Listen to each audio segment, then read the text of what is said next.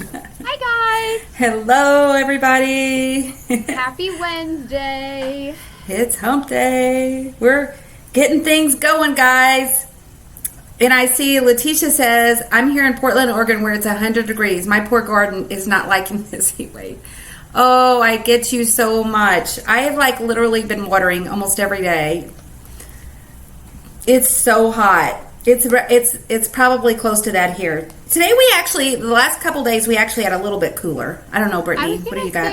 I just left a little bit ago to get something to eat before we started the live this afternoon.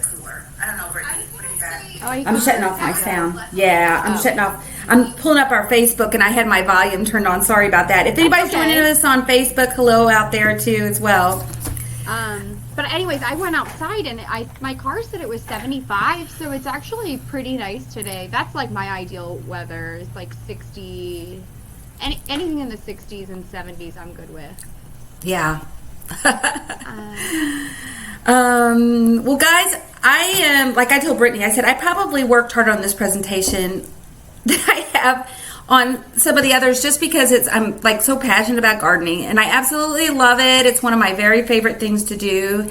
So I hope that sharing some of this insight, I still hear my phone. Let me turn it all the way down. I sure hope that sharing some of this insight will be helpful. And I feel like I still hear it. I took pictures from my phone from the last 3 or 4 years to kind of about my own garden. So a lot of things that I'm sharing is every single picture and every graphic that I have, every video is all from my own garden. So it's basically sharing my own tips and ideas, but guys, you probably likely have some too. And it looks like Rachel says, hi ladies, I can't watch live today, but I will definitely watch the replay. So yeah, this will be on replay. Point. Yeah, I was just going to say excellent point. If you can't catch the whole live today, we always offer our replays. I also want to say if you're on Crowdcast or if you're on Facebook, if you have any questions, typically we do these more centered around, bariatric things, but we thought this would be a fun topic for this summer. So if you have any questions about gardening or vitamins or just about bariatric surgery and your journey in general, feel free to fire away in the comments, or you can use the ask a question feature if you are on our podcast channel. Absolutely, yeah. And how we kind of fit this one somewhat into this category, bariatric surgery, is, guys, really, after having weight loss surgery myself, I realized how important it is, to be able to eat some things that are whole and fresh and be able to just literally pick them out yourself and know kind of what's been put into them. So my whole life grew up on a farm. I still feel like I'm hearing an echo. I'm so sorry. I'm going to close that app out. Maybe that'll help. I grew up on a farm my whole life. We did all kinds of crop farming. My mom always had a huge garden. Literally, we lived off our garden our whole year. My mom always canned and did all that kind of stuff. So I learned a lot from her, and she's been really helpful for me the last probably 5 or 6 years while I've tried to do my own garden. And my husband, Jeff, his dad was his dad and my dad both just loved gardening and farming. Jeff grew up on a farm. They did, same as us, cattle farming, pig farming. They did all kinds of crops, bean, corn, wheat, just all kinds of stuff. All the things you find in Missouri, basically. And so what we hope to do is to be able to share a bunch of that kind of stuff with you in our experiences. So, and some of this stuff is really good too, even if you live in the suburbs or you live in city and you want to do some plant raised bed or container gardening. I'm going to try to include some information on that too. So feel free to chat as we go through. And I'm going to literally go ahead and share my screen and get us started. Is that good with you, Brittany? Absolutely. Okay. And I'll do my best to, I have Facebook up on my phone, so I'll monitor the comments. I'm excited because I I feel like when COVID first started, a lot of people got into gardening, and it's just gotten more popular since. Honestly, I really wanted to get into it, so I'm excited to learn and see what you have to offer for everybody today, Brenda. Well, and I just want to say one thing since you're saying that, Brittany. I think it's so scary sometimes starting something new. And my biggest fear whenever I'm starting a garden. Yes. I think one of my biggest fears is like putting all the work in and then not seeing any results whatsoever. But what I can tell you is, you know, some things grow for me, some things don't. But I always find answers like every year, if something doesn't go exactly as I anticipated, I just grow from that experience. And then I replant or redo or do whatever it is, whether it's fertilizer, sun, water, trying different varieties. There's so many different things that when you're gardening, you can kind of, and this is actually, every year Jeff and I have put up a free garden stand. We just kind of have a donation box out in our front yard. And this is from last year. This year we haven't started getting as many tomatoes yet, but we're kind of getting in the groove for that. I think part of it is because we planted everything later. Now I have some little videos that I'm going to kind of click onto. Most of them are just a few seconds, just to kind of add a little spice into our presentation.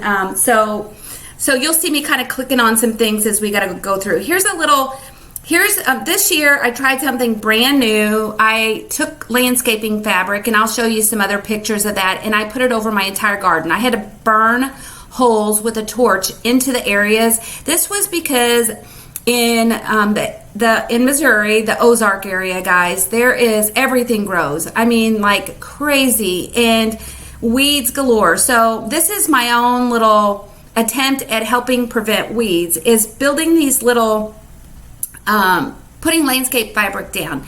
And here's kind of me planting some zinnias, just a little show of how that kind of works. Sometimes I'll add a little extra soil. So I use Happy Frog. It's one of my very favorites. It's a little bit expensive, but it's so wonderful at adding extra nutrients. This year before we did the ground, Jeff and I usually, my husband helps me with the gardening, and he usually helps with preparing the soil, which I'll kind of show you some of that as well.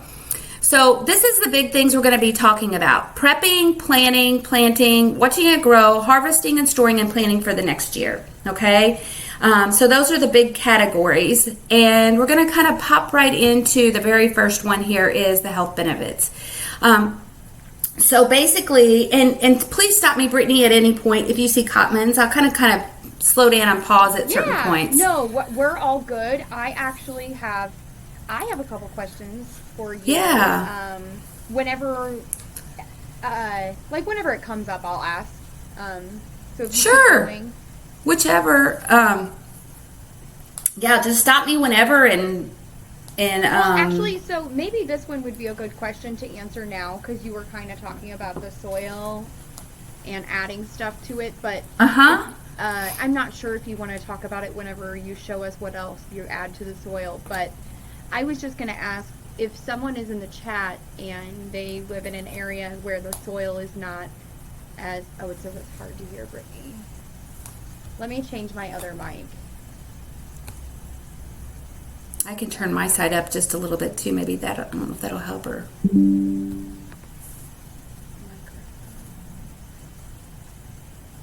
Test. Can you hear me? Brittany, I think that helped. It did? I think so. We'll see what the comments are. See if anybody says anything, if they can hear better. Test.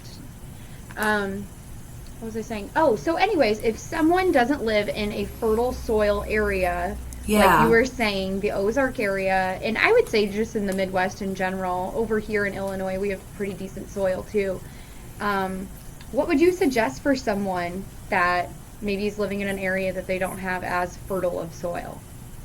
I know what we do is once a year we put lime down. So Jeff works at it. He works at a MFA, which is a feed corporation, a store that has a lot of those kind of things. But most places will sell. You can put a little bit of lime down. That'll help with putting extra, I think, nitrogen in the soil. And then you can also, we have animals. We have cattle, and we have donkeys, which I'll show you some pictures here in a little bit.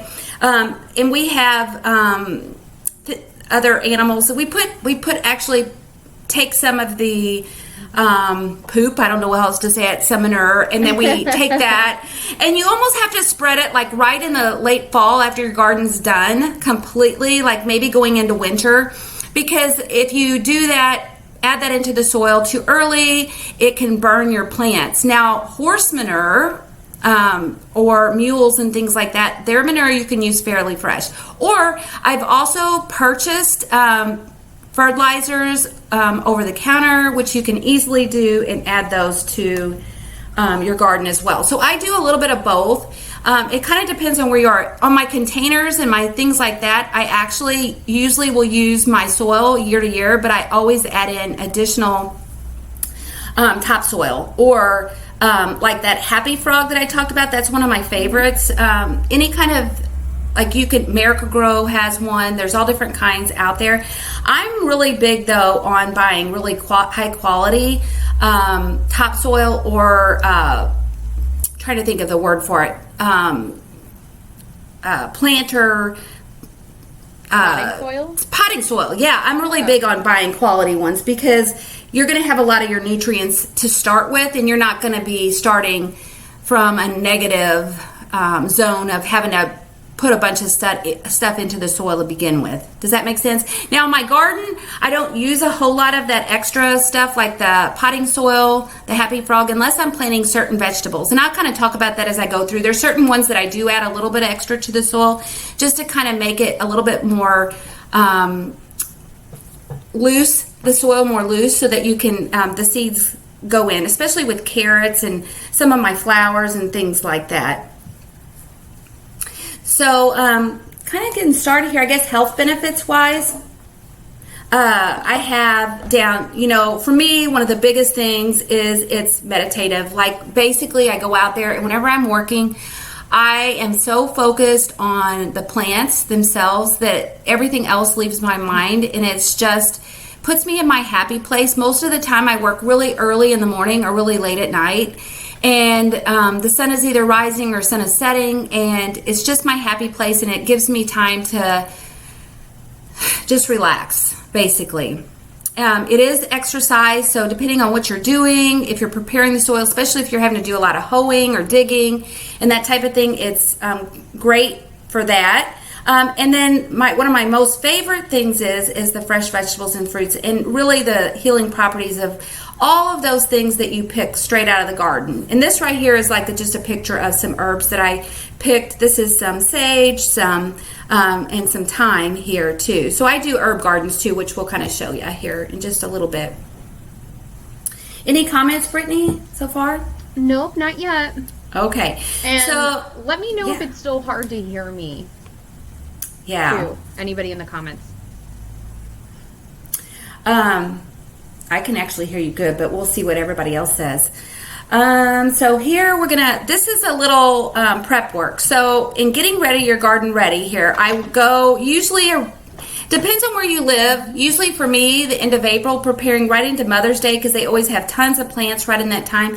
I like to buy mine early. Sometimes I wait until the very 1st of May, because you actually have to keep everything covered until after the very first frost. Otherwise, you're going to lose plants. So if you have a place, on under a porch to store them, or inside a building, or in temperatures wise, you want the temperatures to be above 50 consistently. So after May is a great time, but sometimes I'll go out, I can't wait, and I get really excited now. And I like to be one of the first people buying plants, because you have such a bigger variety, and if you're one of the last. Here is actually a picture of one other idea in prepping your garden.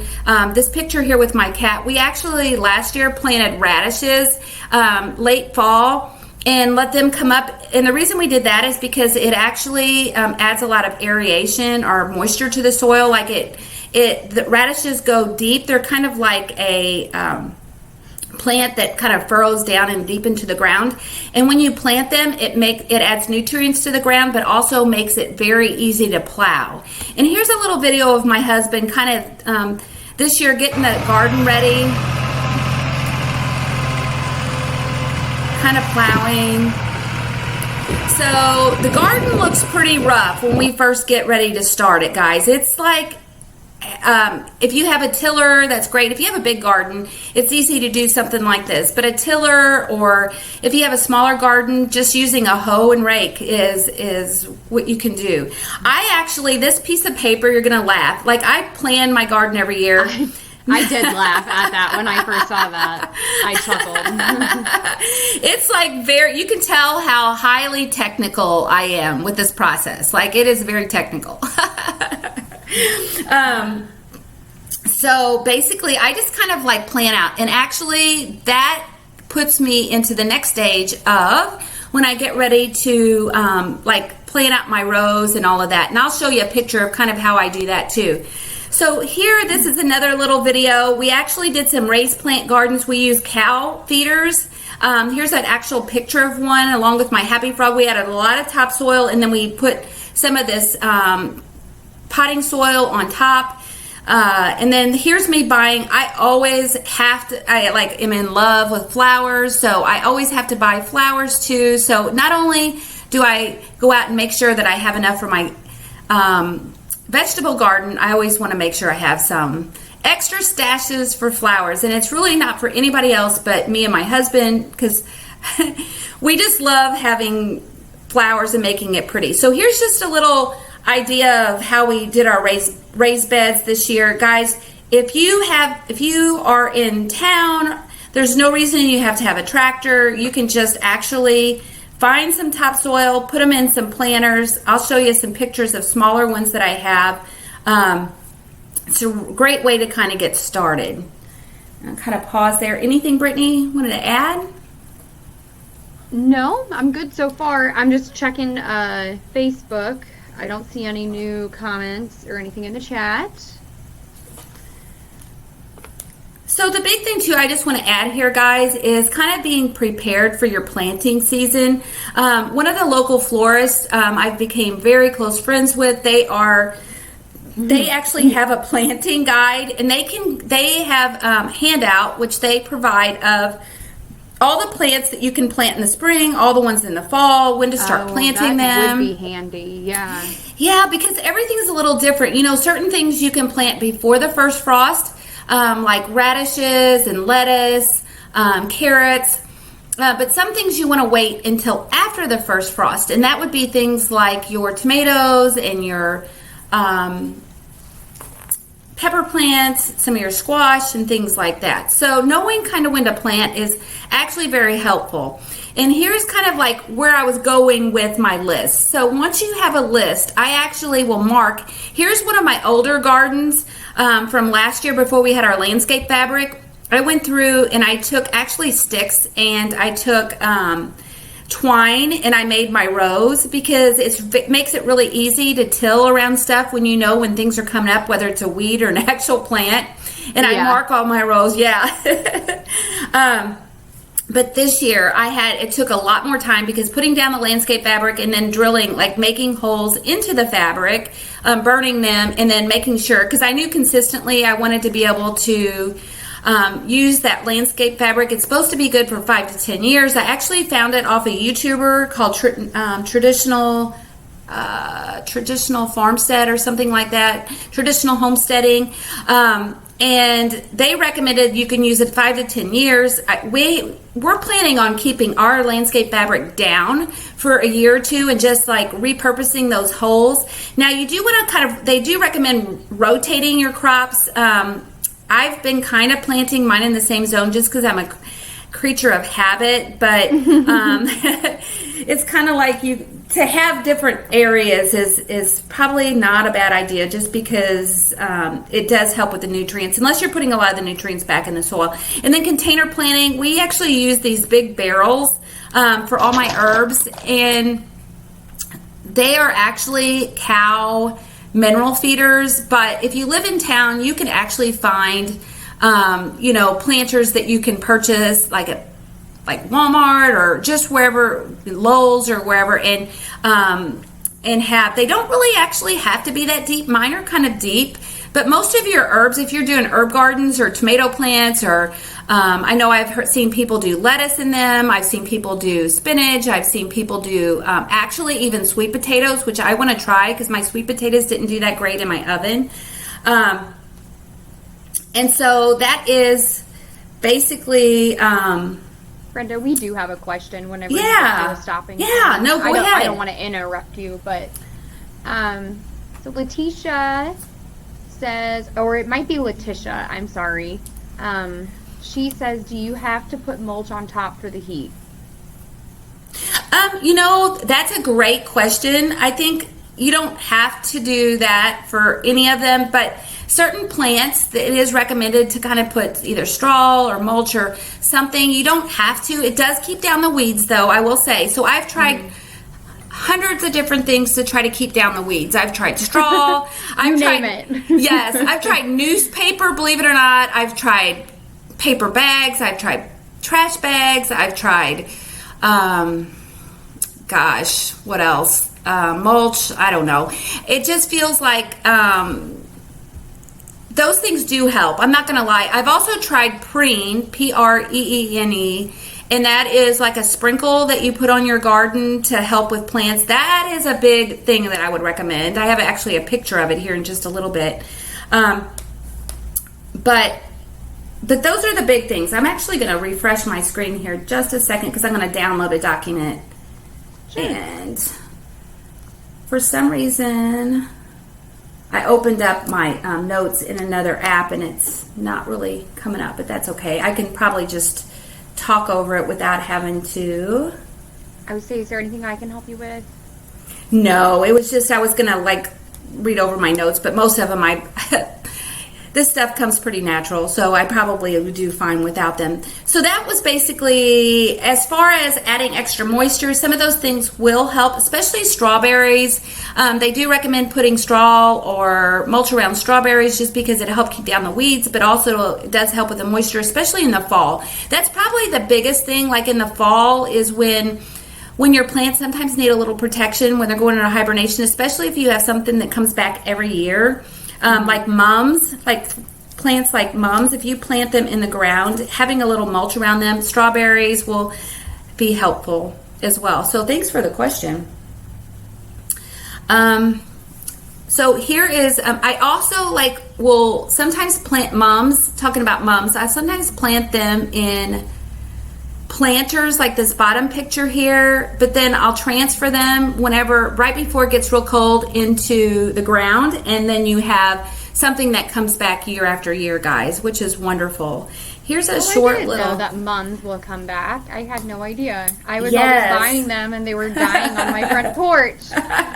If you can catch them right before they die, like in the fall, like when maybe they just stop producing buds, and you plant them and then protect them with a little bit of some type of, let's say, mulch or some type of little bit of, maybe even leaves. Like if you have a lot of leaves in your garden and you just kind of cover them around the root system, sometimes adding extra topsoil will help too. But yeah, they'll come back year after year, and you kind of want to trim them back in either the late fall or early spring, and they will get really big and pretty like these up here, like that.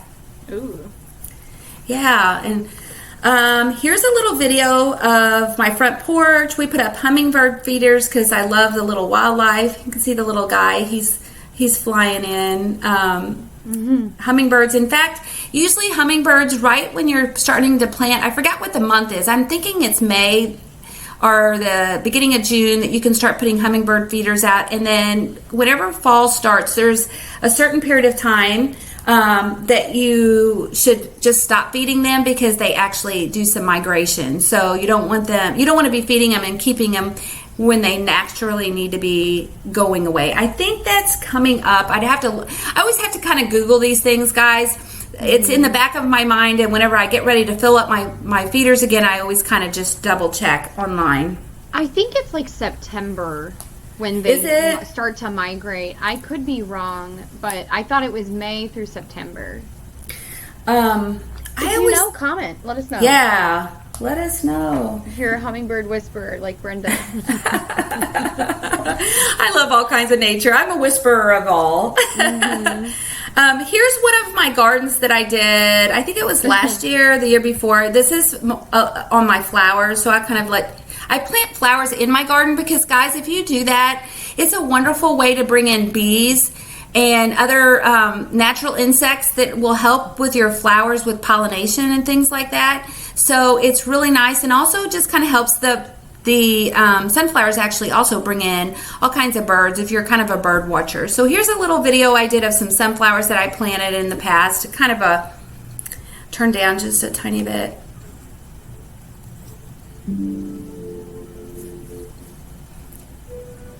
All different colors. Oh, yeah, those are pretty.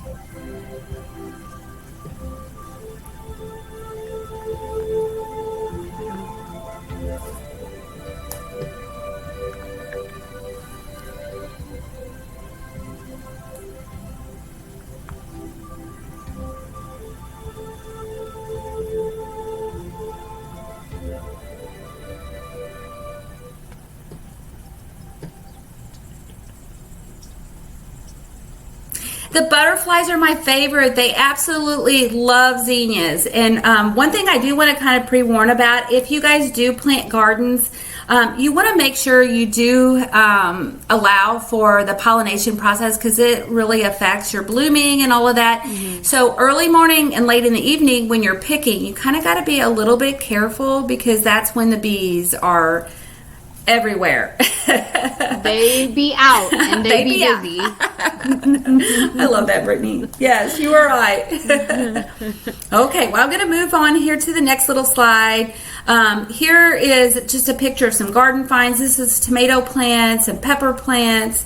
Down here, I always usually buy all my herbs. So the things that I buy in plant, so you guys can plant your own inside when we were talking about prepping. So right beginning of the year, January, February, if you have like a little area that's really well sunlit, or you have heat lamps, you can actually grow your own plants from seeds. I've tried it before.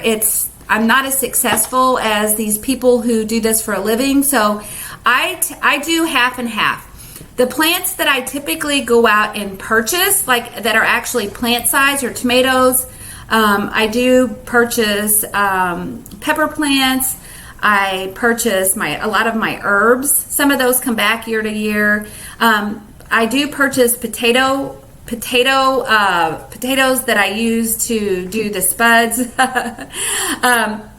But as far as seeds, these is kind of some seeds that I typically plant. So down here is zucchini, watermelon, pumpkins, cantaloupe, asparagus I've tried. I've not been too successful. You usually have to have a designated spot for that, because that actually is something that comes back year after year, and it takes several years for it to produce a good root system. I do plant seeds for cucumbers, for my radishes, my onions. I buy onion sets, which are bulbs. Green beans, I usually plant seeds. There's different varieties of green beans. You can plant pole beans. You can plant ones that are kind of in rows. Okra, I plant by seeds. Peas, I plant by seeds. Yellow squash and carrot seeds. Butternut squash. Eggplant. I think this is a cantaloupe picture. And then spinach and lettuce, are some of the ones here above. And then this is kind of a picture of some of my herb garden whenever it comes out in the spring. So I have some of these things that are returners, and some of this is right after I planted. If you guys are an herb gardener, one thing I would strongly recommend is having an area where you can hang them up. I think I might even have a picture of that here further out, because the more that you actually go out and harvest, the more you're going to get. And it's like the more that you cut it back, the more that it grows. Some of the plants are like that. I can say that especially for oregano, for chives, for mint. Sage is like that. Lavender. Some of those, the more you pick it. Now, cilantro and parsley can be a little bit more picky, especially cilantro. Sometimes I have to plant 2 or 3 plants of that. Yeah. So up where'd my video go for this year's gardening? I'm so upset. It's not on here. I had downloaded that the other day. I'll pull it up here in just a second, though, so you guys can see it. But here is, I think 2 years ago, just a kind of little piece. So that was before I actually put my landscape fabric down. Here's one of this last year. I'm hoping it's hiding behind my share button. Oh yeah, got a little country music.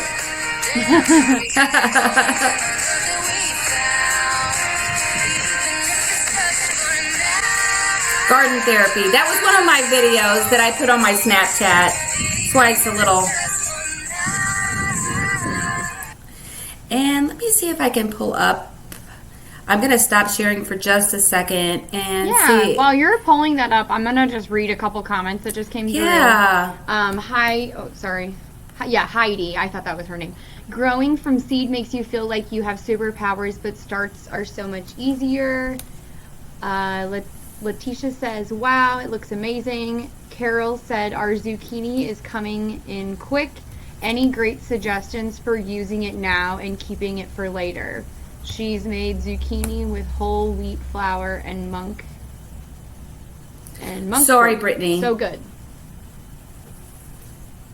What'd you say? I'm sorry. I was pulling up my video and it kind of overcast. The last comment. Could you repeat the last comment? Yeah, so Carol actually, she has a question too. So she says, our zucchini is coming in quick. Any suggestions for using it now and keeping it for later? She's made zucchini, I think she said, she meant to say she's made zucchini bread with whole wheat flour and monk fruit. So good.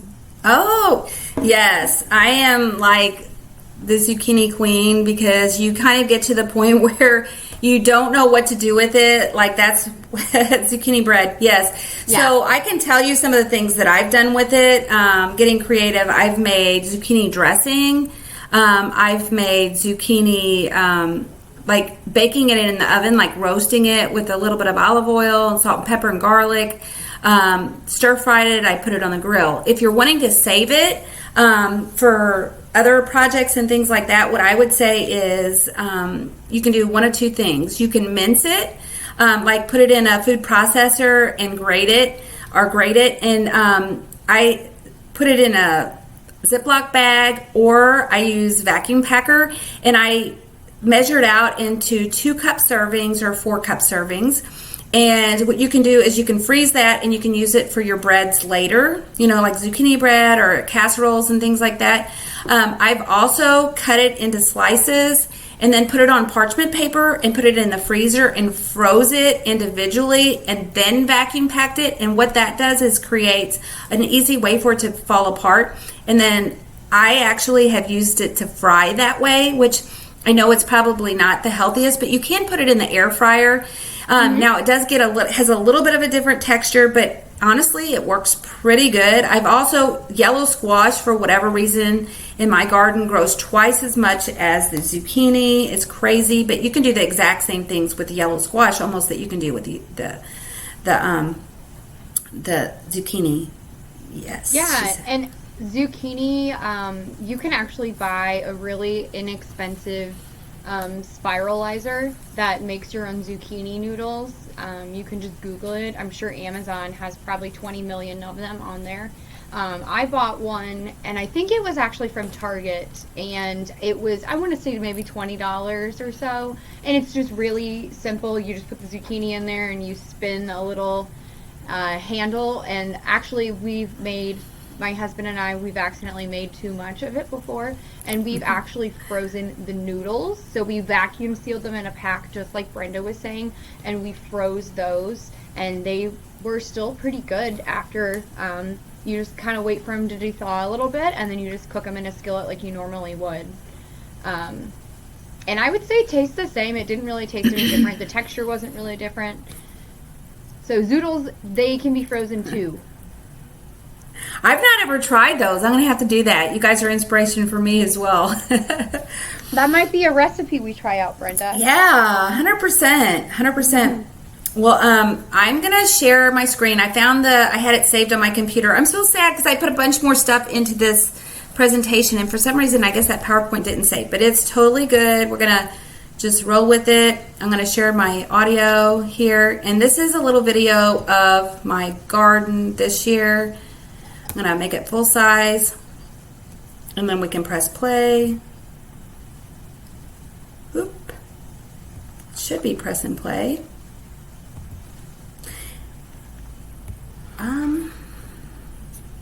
Let me try doing downsize and seeing if there's a play. Yep, the play button was hidden. Here's an update on our garden of 2022. We planted all kinds of pretty flowers here on the end, some zinnias to attract butterflies. Here's our tomato plants. We're just starting to get tomatoes. They've been kind of slow this year. We've had to do a ton of watering just because it's been so dry here in Missouri. You can kind of see some of the tomatoes starting to come on. Here's my row of pepper plants. Got a whole row of those. I got all kinds of squash plants. We have 3 of the yellow squash, 2 of the zucchini. We got butternut squash. We have spaghetti squash, and then my cucumbers in that very back row area there. That is okra, that whole row back there. I have landscaping fabric down this year, which made a ton of difference. We have a lot less weeds, but here we go. Here's my cabbage, my kolibari. Hope I'm pronouncing that right. I do have some weeds. Here was my peas. Those kind of had some pop-up weeds in between. Here's my carrots. Green beans this year have 2 rows here real close together. They did good. And then for fun, I planted some gourds. Those are just coming up. Some watermelon and some cantaloupe. And then I have some pumpkins planted. Over here, you can kind of see those are some weeds there too. We have potatoes planted there. We're going to be digging some more up. We dug some already, but we have some more. And then we have a whole area here of strawberries, which as soon as we get finished doing the potatoes, we're going to go through and pull all the weeds out of that. And then my raised garden, I still have some lettuce popping up. My spinach didn't do that great, so I had to pull that out. And then I have some ever-bearing strawberries that I planted that I'm going to put in this fall. Okay, guys, that is the video. And I have a question. Yeah. How expensive or how affordable is the landscaping sheet? Is that pretty affordable stuff? No? Probably depends on where you buy it from. The kind that I got was like a really high quality. Like it's supposed to last 5 to 10 years. We will see. It was like probably by the time I bought my steeples and bought the fabric, probably over $1,000. But it's also a very large garden, so not everyone's going to have that big of a space, you know? And we did have some leftover. We bought 2 big rolls. You can get it in different sizes, 3 foot or 6 foot. I think we bought it was either 5 or 6 foot. I can post on here too in a little bit whenever I look back through my notes where we got that from if anybody's interested. It was, like I said, it was a little pricey, but definitely worth it in my opinion from weeds because it has been so much less stress-free. You can see how the weeds just grew up around those strawberries. Literally, they look so beautiful in May and June, and then when they stopped producing, because those were just June-bearing strawberries that we planted like last year, so this was the first year that we really got a good crop on them. I just kind of like let them go, those and the potatoes, to grow, and it's crazy. The weeds just everywhere. You already had mentioned this, so I just want to make sure that I read it though, because it did pop up under our Ask a Question feature. Letitia said, can you put the weed fabric where you buy it at in the chat? So link it like you were saying. Yes. She says I can do that. Horsetail that pops up everywhere. So that must be a weed. Yes, I can definitely do that. And then while you're doing that, do you have for anyone in here who might be a beginner, is there any staple herbs or veggies that you would suggest for someone who's just getting started and knows nothing? Yeah, I would say for those people that are, I was looking for the place on the weave fabric, but I will try to find it. Even if I don't find it while we're online here, I will put it in I'll come back and put it right after this is over. I have to maybe do a little research on that. To answer the question about just getting started, yes. So depending on if you actually have a garden space like outside or if you have pots. If you have an actual garden space in the ground, I would recommend the things that you like the most. Most people, the most go-to plants that I see in smaller gardens are tomato plants. If you like tomatoes, pepper plants, because they're usually most zones, they're pretty easy to grow. A few of your squash plants, those are good, whatever kind you want, either zucchini or yellow squash or butternut squash or all of those. You guys could see whenever I played that video, all those things just kind of grow together because the squash plants almost all look pretty similar. All of those grow pretty easy. Cucumbers are pretty easy. If you have a very small space, you can actually you can put up like a trellis. Yeah, trellises so that they go straight up as opposed to out. Or green beans are the same way. You can actually build like a little teepee kind of with sticks and plant around the bases, and they'll grow up and you have a whole. I've done that before. I actually just like the ones that are rows better than I like taste-wise than the ones that grow up the trellises. If you're using planters, like you're just doing a planter garden, you can actually plant tomato plants, like 1 or 2 tomato plants in those. You can plant, if you like lettuce or spinach, if you like peppers, you almost have to have one pretty big designated spot for tomatoes. For the others, a lot of times you don't need a whole lot of space, like like lettuce and spinach and things like that. Those are more early gardens. Anybody else have anything? I mean, those are the things that kind of come to my mind, first of all, whenever I'm talking about early gardens. Kind of like one thing that's kind of helped me out is, like I said, visiting a local place that has garden supplies and like just talking to the people who work there. A lot of times they're really knowledgeable. Especially if you have like a home, like a place that's a mom and pop business, because a lot of times they're really knowledgeable. If you go to a place like Lowell's and stuff like that, it's kind of iffy if you really get somebody with a lot of experience. A lot of times, sometimes you can, but a lot of times it's just kind of in and out with that. And then I answered the question: do you have to put mulch on top for the heat? So I think we got that answered. And then it says, do you put the weave fabric where you can buy it in the chat? Okay. So I think that one I'm going to try to answer, Letitia, whenever I get that out here in just a little bit. And I am actually going to kind of pop back on my presentation, kind of give you guys a little bit more content here. Can you see, Brittany? Yes. Okay. So go to the next one. So maintenance. Maintenance is the big thing that for me is one of the hardest. I'll be honest with you. It's where I get zapped out with my energy. Like planting the garden is fun and you're excited, and then you start taking care of it, and then all at once when the produce starts coming in and then you start having issues, it's like, okay, deep breath. But honestly, guys, Google is such a good friend, because you can literally, either that or talking to other gardeners, you can literally find so much information. Let me give you some examples. So here's where the strawberries, when we first started, one thing recommended, I talked about putting straw around those. The landscape fabric, here's us laying that down for the very first time. One of the big things that often happens is bugs.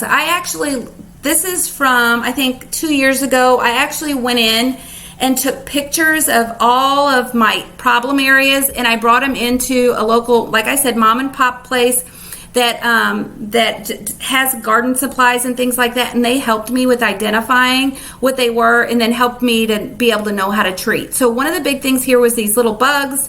I call them stink bugs. I don't know. Potato bugs, whatever. I had those all around my squash plants, and they gave me some recommendations for that. Really I use 7 dust and also some kind of agricultural dust that's safe even on animals and things like that. Another thing is, like here on my zinnias and a lot of my squash plants, I was seeing this spotted pattern. This is actually a fungus, and spraying zinc. Yeah, or copper. Copper, it's a blue type of spray that you purchase, and you hook it up to your water hose, and you buy a sprayer. That works. I usually spray about every week to 2 weeks to try to help prevent that, and it is safe for congestion and things like that. But the biggest thing that I want to just say here that I didn't realize, I always was a big thinker of I could never grow anything. My sister Connie she doesn't grow vegetables, but she grows tons of flowers, and she has the most beautiful house with flowers everywhere. And she always just said, Brenda, it just takes the right practices. She said, you got to water them, that's important. This watering, the sunlight where they're at is super important. I've tried tomatoes in planters before that didn't have enough sunlight. I mean, you learn from your experience what works, but knowing, especially if you're just even growing flowers, like how much sunlight they need, you'll soon see them just wilting off if they're getting way too much or not enough. And then, of course, fertilizer. Brittany, were you going to say something? Oh, just that, that probably brings up a good point. If you don't want to invest in all of the money and time in putting a garden like as big as what Brenda did, a good idea maybe would be just get some, I would call them practice plants, and put them in planters, and that way it's more easier to try and find a solution to any problems that come up, because they're easier to move. Whereas if it's already in the ground, it's harder to, find those solutions. Yeah, and one thing that I do want to say is, guys, the internet, YouTube has been my best friend. Like literally, I've spent hours and hours watching different kinds of things on how to plant. Whenever I'm getting ready to plant my flowers, usually on the back of the packages, they'll have instructions on how deep to plant them. If there's sunlight, how many hours of sunlight, just as when you buy flowers, usually there's a little instruction tag with them. Pay attention to that, because that's really important, how far to plant them apart. If you don't know, go on the internet, look it up. You can find lots of resources. When to harvest. A lot of times it'll tell you when to harvest. It'll tell you how much to water. I mean, there's so many different things you can find out just by researching. So kind of leading into harvesting and storing, the big thing is knowing when to plant things. And honestly, sometimes I have to research, because especially if it's something new, like whenever I was planting my carrots, the first year I planted them, see, if you've ever seen a carrot seed, they're like if you would take a pen and dot it on a piece of paper. They're so tiny.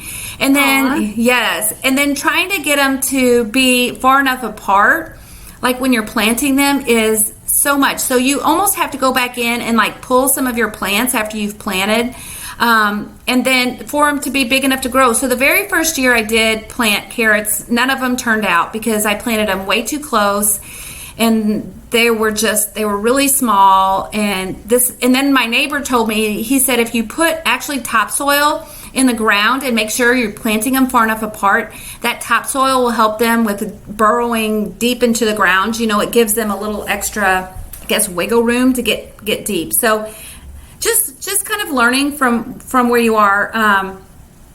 Okra, that was one thing when picking my okra the first time. I literally did not even see it coming out, because these plants, you guys, the crops grow, and you're just like, holy cow, I didn't even know there was anything on there, because they look so similar to the actual plant itself. So there's like a happy zone of picking. Sometimes, like okra, for example, if you pick it, you wait even a week to like a couple days too long, it's going to get stiff and coarse, and it's not going to taste good. You want it when it's like baby fresh.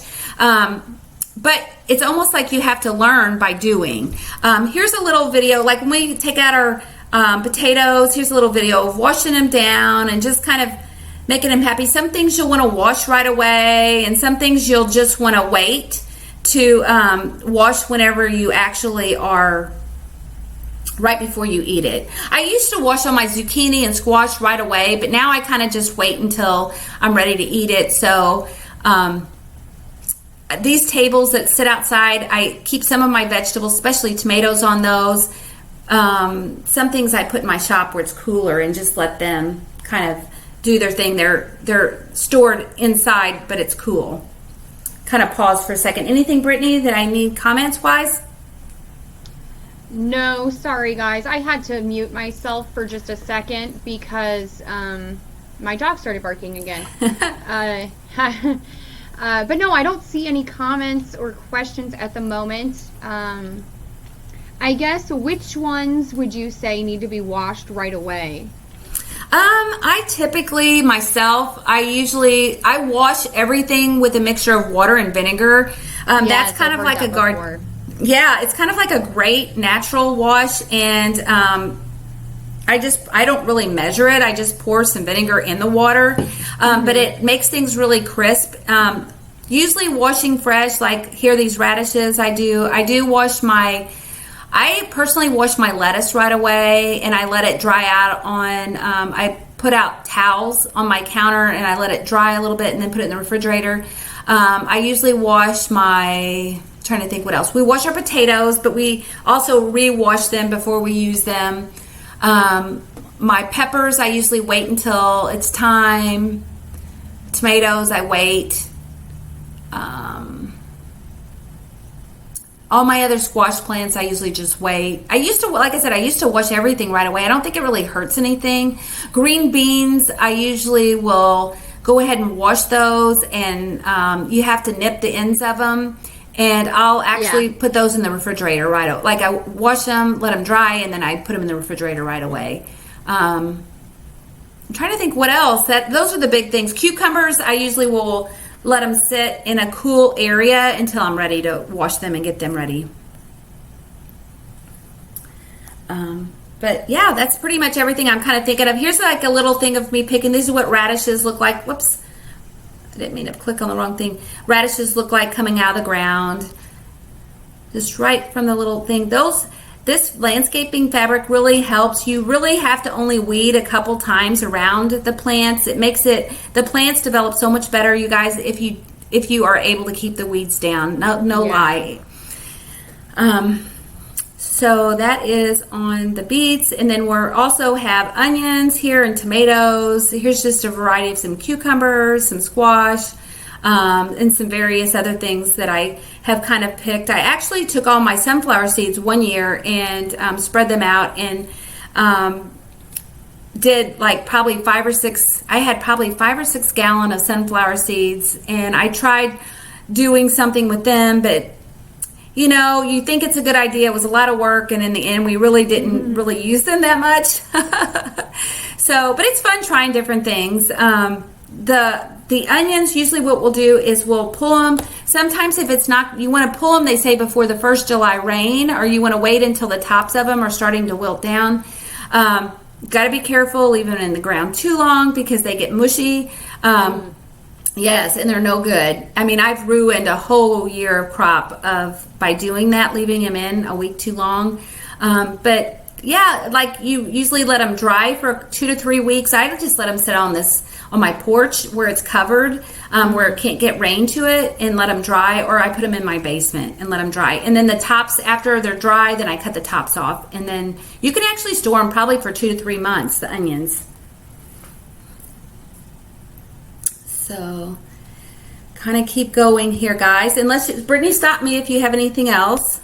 No, we just still have, oh, never mind. That's the same question about the weed fabric, the landscaping fabric. Sorry. Okay, I'm going to try to find that here in just a little bit, guys, and I'll post it in the chat, which even this would be on the replay. I'll post it in the Q&A section. Here is a picture of that. I think I actually posted a video. I was kind of trying to go down to see, but I don't think it posted. It's just basically, again, just the different herbs. Here's how I dry them. I hang up twine in my basement, and I kind of couple them together, and then I hang them in little bunches, and I let them dry, and then I actually put them in jars, and I give them away as gifts. But I have sage, basil, oregano, parsley, rosemary, thyme, lavender here. This is whenever it's first picked, and this is after hanging it up. So there's different drying methods. You can actually lay it out on newspapers. There's methods you can use it in the oven where it's like a faster drying method. I personally just like the hanging up method. It does take a couple months usually for it to fully dry. But it has a different texture than when I've tried it in the oven or air fryer or something like that. So here was whenever we first did our lettuce and spinach. I think this was a beginning picture of our garden. See, that's before the weeds. The strawberries right after we did, and right when we were starting to get our strawberries. So good this year. I actually cut them, cleaned them, froze them. See this picture up on the right? Put them on parchment paper, and then I let them freeze, and then I actually put them in my vacuum packer down there at the bottom. I think I actually have a little video of that working. Let me see if it'll let me access that off this. Yep. Have to click just right. There we go.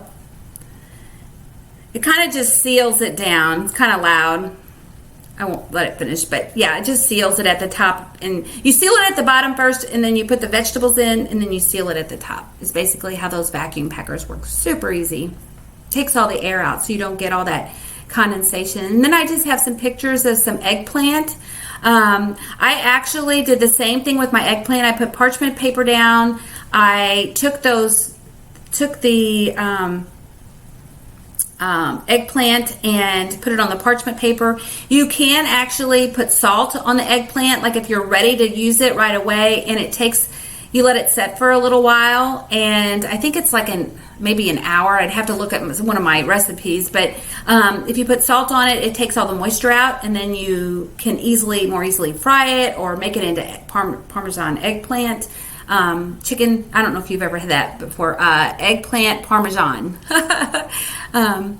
That's really good. Here's a butternut squash, and here's what I do with my butternut squash. I actually cut off the end, cut it in the middle, cut the other end off, and then I peel it, and I cut it up in little squares, and then I use the vacuum packer, and then I roast it whenever I take it out of the freezer. It's really good like that. And actually, it does not surprisingly get very mushy at all. Like it stores really well in the freezer. And I'm going to pause for just a second. Brittany, anything comments-wise? We do. She wants to know, what type of strawberries do you have? Those ones that I showed on the picture there, I'll stop sharing here for a second. The ones that I shared in that first picture, those were called June-bearing strawberries. My mom actually always raised strawberries, and she recommended them. She's like, Brenda, get the ones that populate. And actually, instead of June, mostly they bear fruit in May. They're like a really early strawberry plant. The first year you plant strawberries, they're probably not going to give you very much. It takes like the year or two after where you'll start getting actually strawberries. They only produce for 2 to 3 weeks, though. I was a little disappointed. That's why I thought, you know what, I'm going to go. I went to my little neighborhood store, and I bought some of the ever-bearing strawberries. That's what was in that raised bed, and I planted those, and I hope to put more in this fall, because I was a little disappointed because I kind of missed not having them all year. My mom, her reasoning for only doing them in early spring was because she's like, when the rest of your garden's coming in, it's so hard to keep up with picking them. And which is true, because you get a bunch of them whenever you're picking. Is there any other comments? Nope. We are getting close on time, though. Okay. I'm going to do done answering on that. And I think we're really just about there, you guys. I have a couple more slides here. First batch of dill pickles, this was actually last year. I just did another batch, and I added some pictures, but they didn't save. And if your jars don't seal, you're going to be eating pickles right away. So make sure that you follow the directions pretty easily. Don't be scared. I'm always like, each year whenever I get ready to can again, I'm always like a little bit leery because I have to read the directions, reread them, ask questions to family and friends, but it's all worth it in the end. Here's just some other things to do. I usually love making refrigerator pickles. Ooh, I love Just pickles. putting them in That's like and my eating on favorite those. snack. Yes. Is it? And then here's just some of my other vegetables. So see how I have the towel laid out here? This is usually whenever I'm washing my stuff and laying it out. Here's us grilling. Oh, it's I love not putting sharing stuff your on the screen. grill. Oh, it's not, Brittany? Okay. Let me No, go it's back. not. I'm Sorry about I that, should've guys. said I just something popped right sooner. on. No, that's okay. I was busy looking at Facebook. I had to refresh the page because I don't think it was loading. Okay. Can you see it now by chance? Yes, now I can. Mm-hmm. Okay, so here's a picture of me doing cold packing. There's two different ways that you can. Usually cold packing versus pressurized cooking. I had to borrow. I have a cold packer. I do not have a pressure cooker. I had to borrow mine this year. Cold packing, you can do most things except for green beans. Green beans, really, you almost have to cold or pressurize cook to make sure that they don't get. You don't get sick from them, like botulism or anything like that. But there's directions and things like that, and have people help you. I mean, really and truly, it's about practicing and not being scared to try new things. Here is a picture of refrigerator pickles, us grilling, and then just some different pictures of some vegetables that we had right after picking. Put them out. I usually will put everything on the counter and then just kind of go through it one by one. Big thing is I'm putting harvest and share. You know, you get so much produce you don't know what to do with. Here's a little picture of my garden stand in our front yard. And here's what it looked like last year. You know, usually we always put a lot. I always sent out text. Here's my mom, letting her know that I was coming in town and that I'd bring her some vegetables in. So usually I just make trips around to family and friends and just deliver, because usually we always have more than what we can do, and I plan it purposely that way so that I can share. But it's just fun to me. It's as fun sharing as it is anything. And then learning from your experience, I'm going to just say, is the next best thing. You know, we talked about the different kinds of bugs. Here's some different pictures of some little beetles and like that fungus that I was talking about. Here is my little garden list I keep on my phone app, and I just basically have an ongoing list of things that I may want to purchase, you know, ideas of different kinds of plants, any kinds of fruits, and extra things that I might need.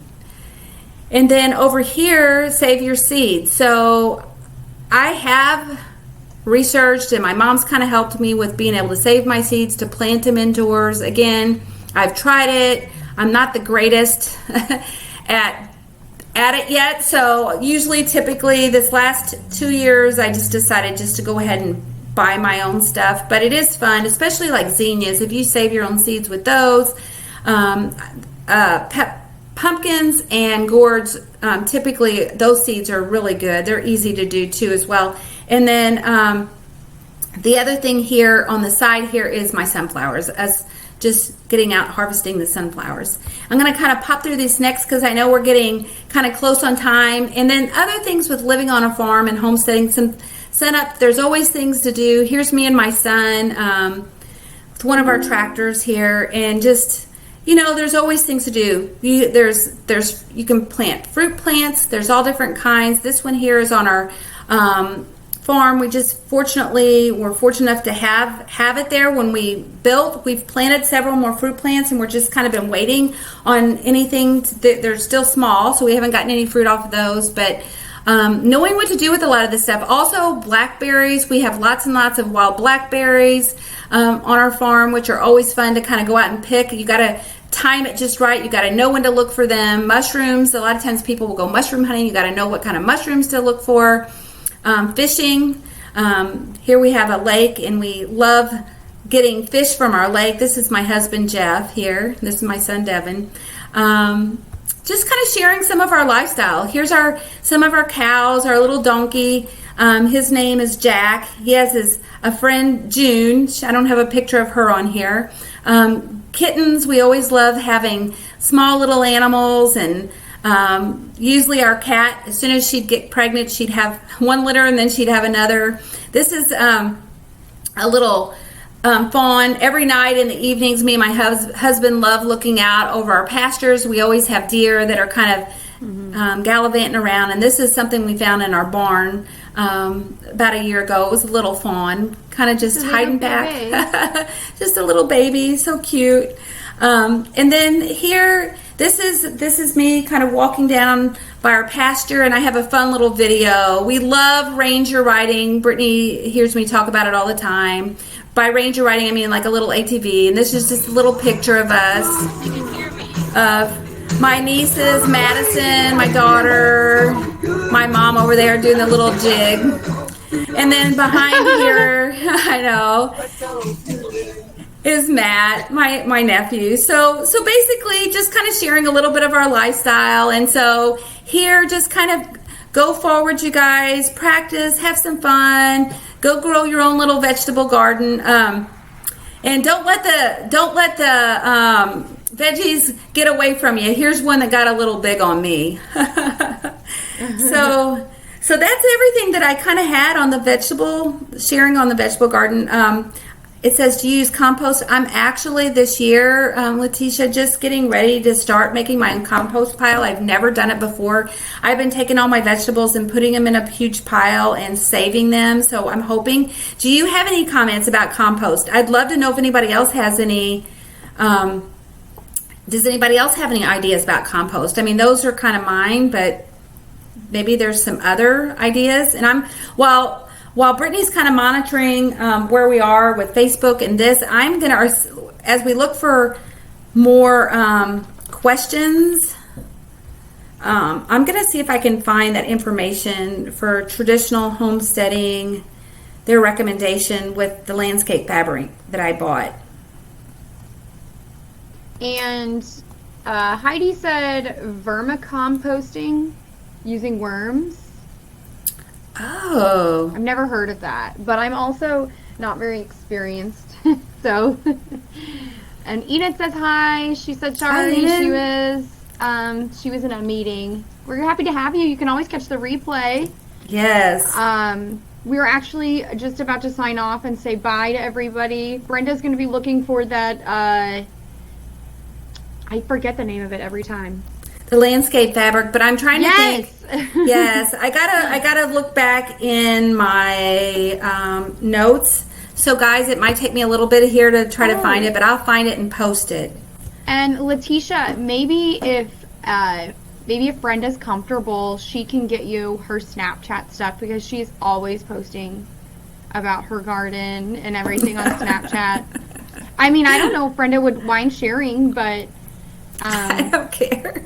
Yeah.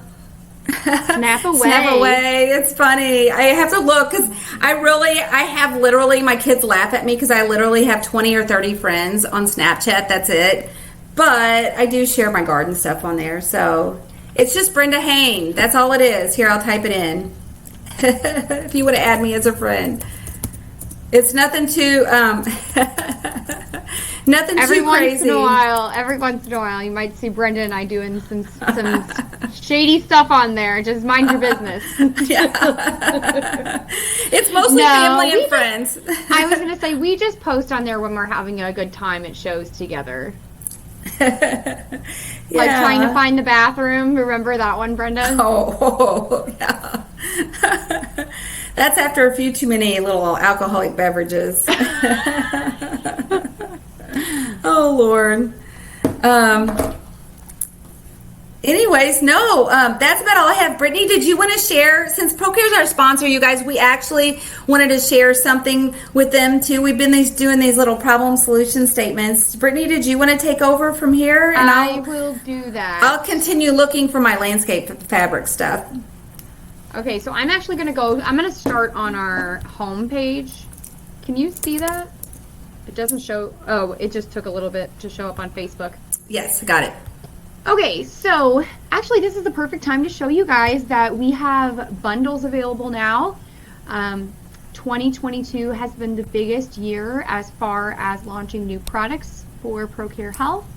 So we have 3 new products that we actually just launched, and it changed on me. That we actually just launched not too long ago. Our protein powder, our mocktail calcium chews. God, I can't talk. And we also have a multivitamin soft chew now. So those are actually interesting. They're different than a capsule or a chewable. They're I'll actually stop sharing my screen and show you guys because I have them right here. So these are nice for a few different reasons. One reason being is that you're still getting everything that you need. It's just in more than one dose. So typically, depending on the surgery that you have, I would recommend 2 to 4 doses, or 2 to 4 chews a day. And what's nice is that you can tell that it's a variety pack. So there's different flavors. So you could just get a different flavor every day. And it's nice because you can keep it in your house and other people in your family can use the vitamins too. Because everyone needs vitamins, guys. Mm-hmm. So I actually take just 1 of these a day. I have not had surgery myself, but this is what I take every day. And Brenda, did you say you switched to those 2? Are you taking 2 or 3 a day? I'm taking the Bariatric multivitamin chews right now. Those are my favorites right now. Yeah, they're really And it's good. 2 a day. There still is iron in that formula, so guys, make sure that you're spacing them out with your calcium supplements. And we also have our new mocktail chews. These are so good. I actually just had one, so I'm not going to eat it, but like before this call, I had one. Look how soft these are, you guys. Like, they're very creamy. They're very, this is actually a strawberry one, so I might actually eat it because this is one of my favorite ones. But it's so good, and it's just something different to switch up your supplement routine. And then, of course, we also offer in the bundle our new protein powder, and you can get it in both flavors. You can get it in vanilla or chocolate. If you're not a protein person, I actually have, that brings me to my next point. So we're going to do one of our problem and solutions. Our problem for the week is I'm wanting a healthy all-natural protein product to use before my workouts. So something that's going to be easy to take with me on the go, and something that's still going to keep me full before my workout. And we have your solution, which is our ostrom sticks. This is also a very good supplement to use in your routine. That's something different besides protein powder, because I know that protein powder is used a lot, especially for bariatric patients. So I understand if you get tired of it and you want something maybe with just a different flavor or a different texture. So our ostrom sticks are amazing because they actually come in many different flavors, and they come in different types of protein too. So they have turkey, beef and ostrich, beef and elk, and we also have chicken. And actually I'll show you guys my favorite one. Share.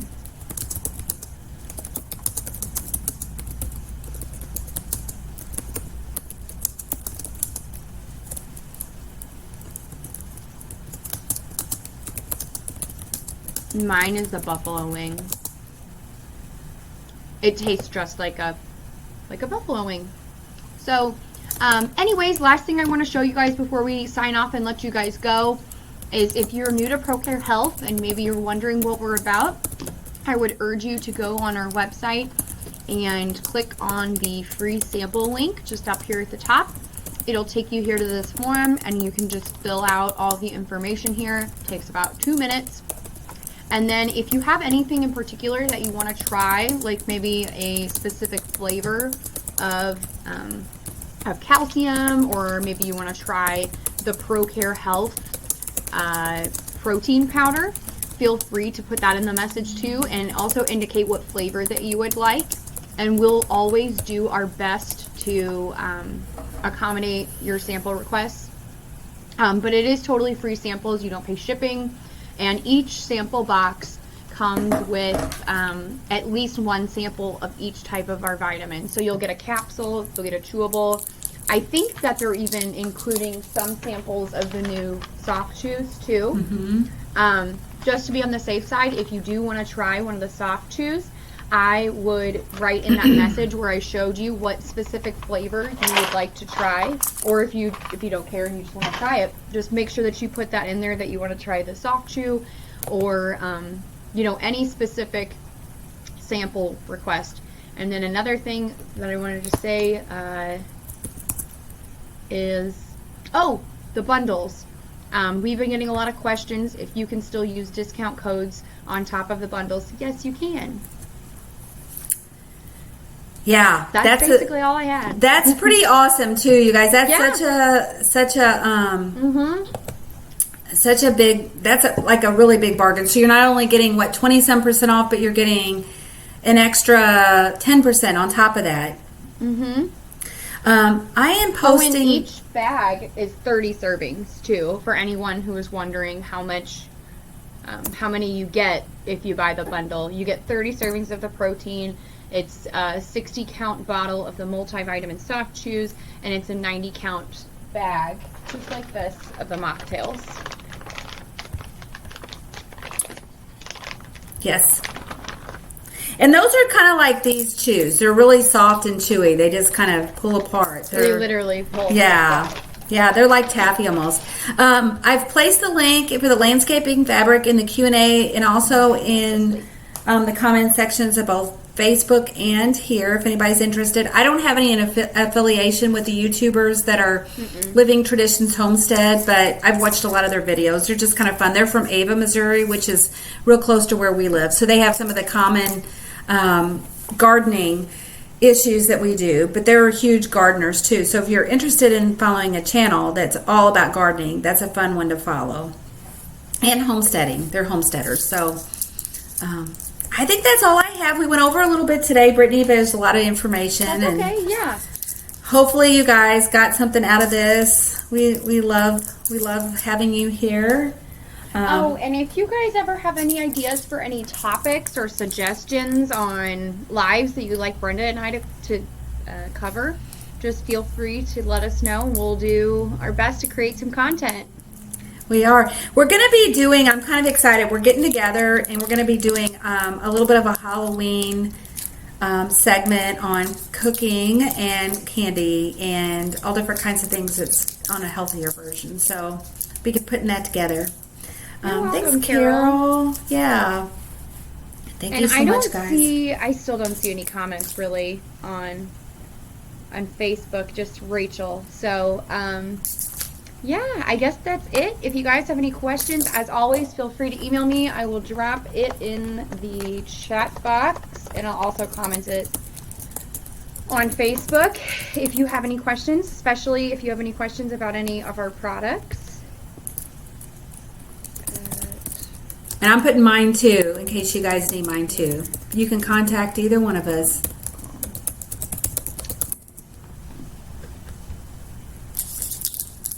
So,